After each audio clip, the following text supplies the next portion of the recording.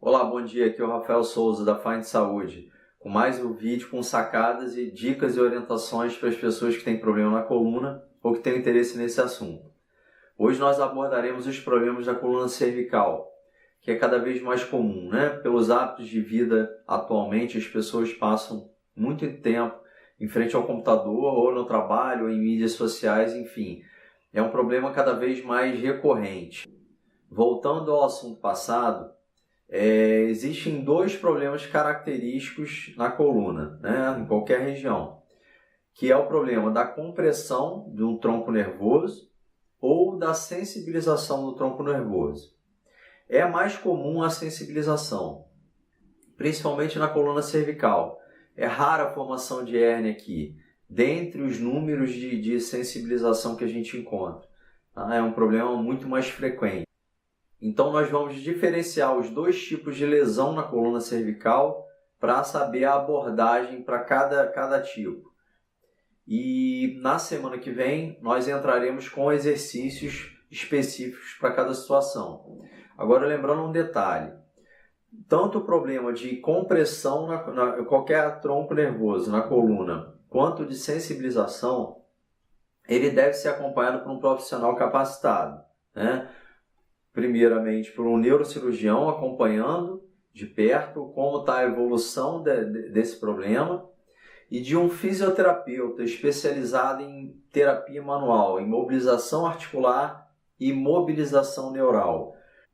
Bom, relembrando, um paciente que porventura tem as duas situações de característica compressiva ou de sensibilização, a prioridade sempre é tratar a compressão primeiro, né? E a compressão, normalmente está acompanhada de uma dor diferente, uma dor muito forte, né? Uma dor que a pessoa nunca sentiu na vida. Normalmente é acompanhada também por descarga elétrica, por choque, sensação de choque e perda de força, né? Por perda significativa de força. Então, os sinais característicos de uma compressão, eles são muito evidentes. É uma situação completamente diferente da qual o paciente já lidou antes, né? Normalmente, existe uma outra forma da gente saber também se existe a compressão. Vamos supor que eu esteja com a compressão nesse lado aqui da coluna, no meu lado esquerdo, tá? A tendência do meu corpo, né, para proteger, evitar agravar a compressão, é jogar a minha cervical para longe dessa compressão, para abrir aquele espaço ali. Então, normalmente, se eu tenho uma compressão à esquerda, eu vou fazer uma flexão na diagonal para o lado direito. Eu vou tentar deslocar a minha cervical para lá. À medida que eu trago a cervical próximo à área de compressão, eu agravo ainda mais essa compressão. Então, a dor, aquela sensação de choque, ou de dormência também, que pode dar uma parestesia muito grande, ela fica exacerbada se eu aproximo o meu pescoço, a minha cervical em direção à compressão. Então, normalmente o paciente com uma lesão compressiva, ele tem uma postura antálgica, né? Uma postura adaptada do organismo para amenizar a dor, longe da compressão. Tá? Isso é um fato bem característico. A sensibilização já é uma coisa mais confusa, mais obscura. Mas a gente vai entender agora como os padrões de uma sensibilização. Bom, primeira coisa, a sensibilização, o padrão de dor de uma sensibilização é uma dor conhecida, uma dor latejante, chata, a pele fica muito dolorida, muito sensibilizada, né? Às vezes a pessoa apresenta dor no cotovelo, tanto na face externa quanto na face interna, medial, acreditando ser um problema ortopédico e na verdade é um problema na cervical, tá?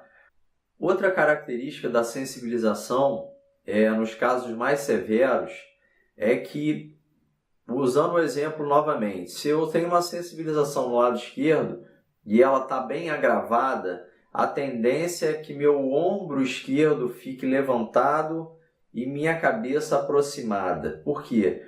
Porque eu encurto a distância de irritação mecânica do nervo. Então, quando eu aproximo a região, eu amenizo a dor, né? Então, é diferente da compressão, onde a pessoa joga a cervical para longe da compressão. Na sensibilização, a tendência do paciente é em aproximar as estruturas para amenizar a tensão na raiz nervosa. Tá? Essa é a primeira característica. Uma segunda característica em relação à sensibilização é a questão do movimento, né? O movimento que mais estressa uma situação de sensibilização é o chamado abdução, é a abertura lateral do braço, tá? Quando você faz esse movimento, a gente trabalha muito a questão da sensibilização. Para vocês terem uma ideia, numa pessoa normal que não tem comprometimento neural nenhum, quando a gente movimenta, faz esse deslocamento aqui lateral, você pode movimentar até 4 centímetros de uma raiz nervosa. É um pedaço bem amplo de movimentação. Então, se há qualquer bloqueio aqui na região da cervical, onde essa raiz ela não consiga acompanhar esse movimento do braço, os sintomas são manifestados, né? Tanto a diminuição da amplitude de movimento, principalmente, e a sensação de dor. Aquela dor latejante aumenta. Entendendo isso, a gente consegue então diferenciar, por exemplo, se eu tenho uma dor no braço, ou no cotovelo, ou no ombro, uma dor de origem ortopédica, ou uma dor de origem neural, por irritação do tronco neural, né? Como é que eu consigo diferenciar isso? Se eu começo a elevar meu braço, tá? Eu tenho essa dor presente ali.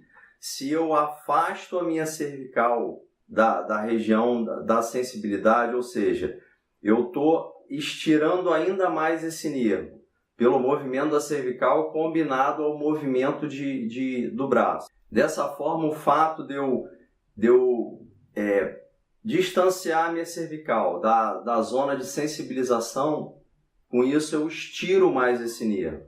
Então isso reflete na qualidade do movimento. Quando eu desloco minha cervical para longe, a amplitude do movimento se torna significativamente diminuída, né? Pelo simples fato de eu exacerbar o grau de irritação mecânica nessa raiz. Então, dessa forma, a gente consegue diferenciar quando o paciente tem uma queixa álgica de origem ortopédica ou neural.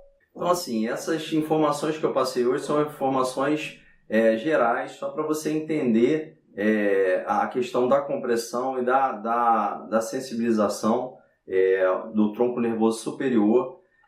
E agora, fica claro que esse tipo de situação tem que ser acompanhada por um profissional. Apesar dos exercícios que vocês irão fazer em casa, que eu passarei na próxima semana, é importante esse acompanhamento, porque é o profissional que vai te coordenar nesses exercícios.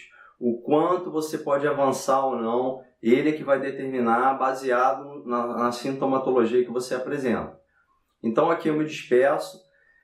Na semana que vem, então, fica combinado os exercícios para irritação na coluna cervical. E não esqueçam de deixar o comentário aqui embaixo, curtir esse vídeo. E para fazer a sua inscrição, basta clicar nesse ícone aqui do lado da Find Saúde. E a sua inscrição já é feita para você receber informação em primeira mão. E nos vemos na próxima semana. Até lá!